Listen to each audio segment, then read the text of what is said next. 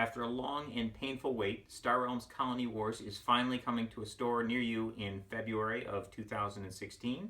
This is the most exciting product we've had for Star Realms since the base set. This has an entire set of Star Realms with the starting decks, the authority cards, and an entirely new 80 card trade deck. So the game mechanics are the same mechanics you love from Star Realms, so you already know how to play this, but all the cards in the trade deck are new. So it's all new ships, all new bases. So you have the combination of a game you already know how to play with the discovery of new cards and new combos in Colony Wars. There's a lot of exciting stuff going on in here. While all the rules of Colony Wars are the same as the rules for Star Realms, so you don't need to learn anything new in order to start playing, there's a lot of new stuff on the cards. We've looked at all the various factions, and they still do the same kinds of things, but they're doing them in different ways, so you'll get a lot of new play experiences from those cards. And we also have some new mechanics. A great example of a new mechanic, we have cards that when you buy them, if you've played a card of that faction, they go straight into your hand, so you can play them right away. This can have a very powerful effect in the game. It'll help you trigger ally abilities of the cards of that faction that you played that turn, and getting a card into your hand right away is incredibly more powerful than putting it into your discard pile to draw sometime later in the game. So we've got Colony Seed Ship in blue. So the Trade Federation has this ship that gives it 3 trade, 3 authority, and 3 combat. Obviously very powerful. Costs 5, so it's theoretically possible you can buy it before your first shuffle if you get a good hand of 5 scouts. But the most powerful way to buy it is if you played a blue card that turn. When you buy this, it'll go straight into your hand. So you spent 5 to buy it, but then when you play it, you're going to be getting 3 trade back, so you'll be able to buy something else that turn. Also get 3 authority and 3 combat. So your score is going up, you're bashing your opponent, and you're getting a big buying card into your deck. So if you see this on the table, it's a real incentive to go after some blue, so maybe you'll be able to buy this and put it directly in your hand, or perhaps buy this off the table if your opponent's got some blue stuff to prevent them from doing the same. Every faction has cards like this.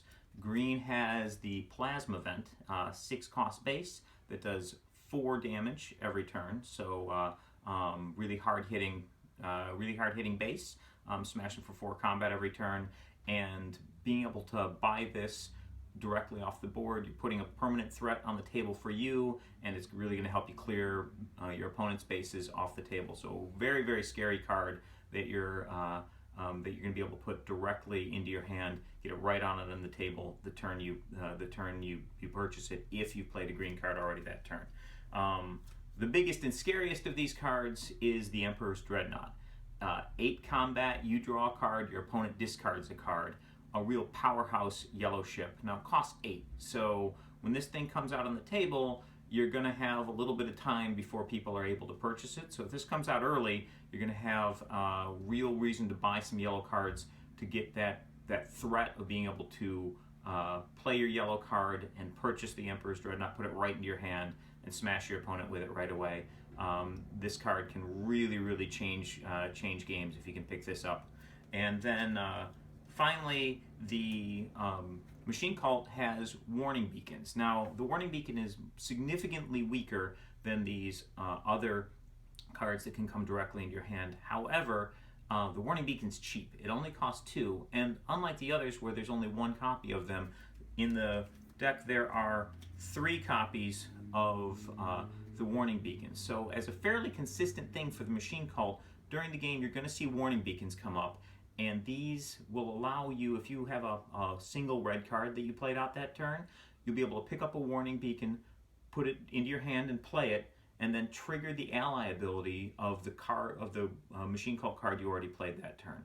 So while the Machine Cult's direct into your hand card is not nearly as powerful as the ones from the other faction, it's more plentiful, which means that the Machine Cult's going to be able to pull off this trick more frequently. So it's a real thing to consider while you're buying cards throughout the course of the game, that, hey, at some point these warning beacons might come up, and the ability to just grab 2 combat right off the trade row, that can be a really powerful factor, allowing you to take out a nasty opponent's base, which you just need a little more combat to take out.